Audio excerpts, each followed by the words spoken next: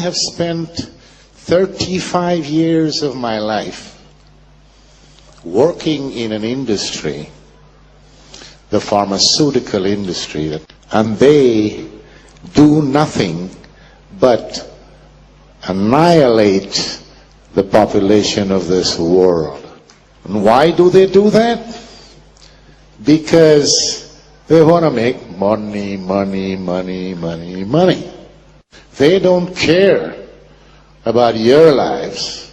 They only care about their wallets. My hands are just as dirty as these people.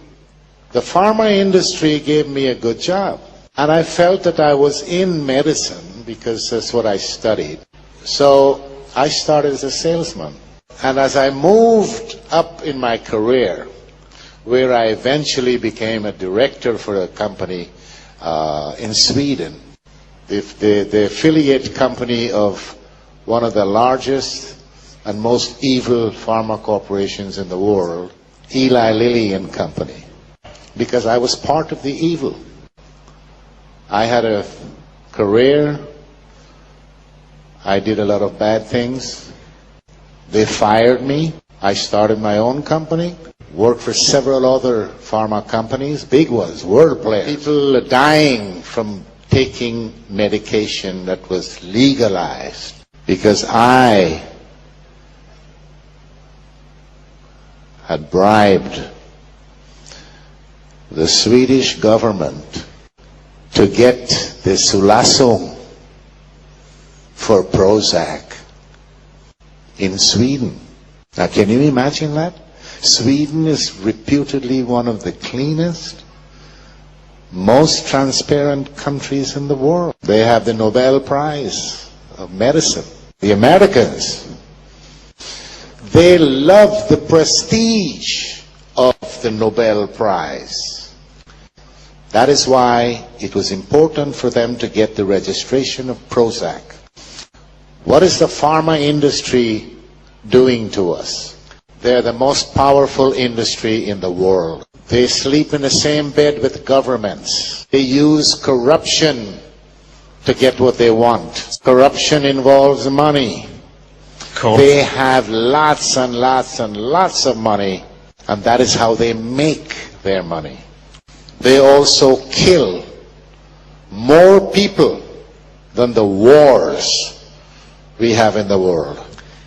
We need the pharma industry because there are some good things out there, but most of it is rubbish. They're not interested in curing any disease you may have. They're more interested in making you get diseases.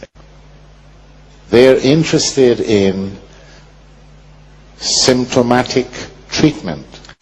They want patients who are diabetics, cardiology patients, Parkinson's disease, rheumatoid arthritis, arthrosis, because you live a long time and the drugs that you have to take, you take that for the rest of your life. The press works also with the pharma industry just like the government does.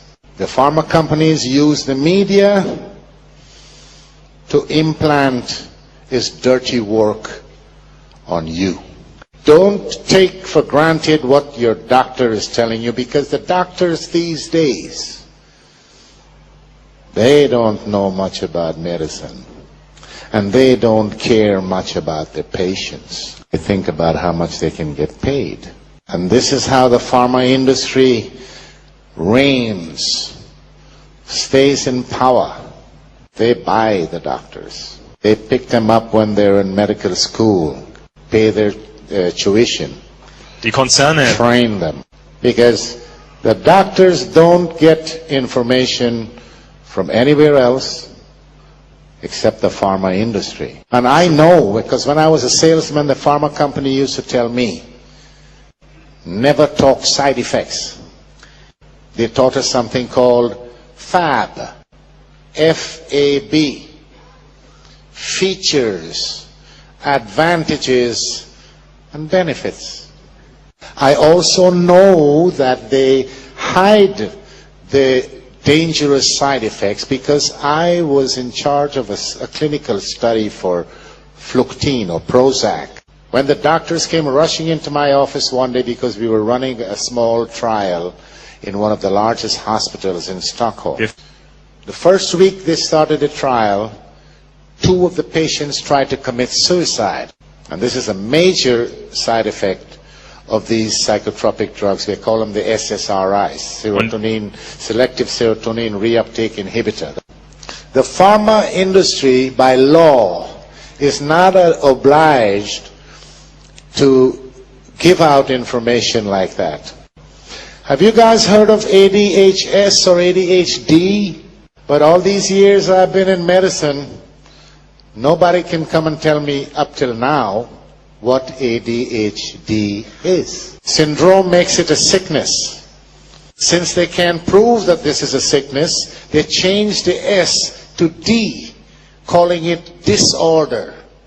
And when it comes to that kind of disorder, for example, how do they measure serotonin in the brain of a child? Do you know how to do it, doctor? With a Ouija board. That's one way. They get the psychiatrists to sit down, with their little bow ties. Psychiatrists, these are mad people.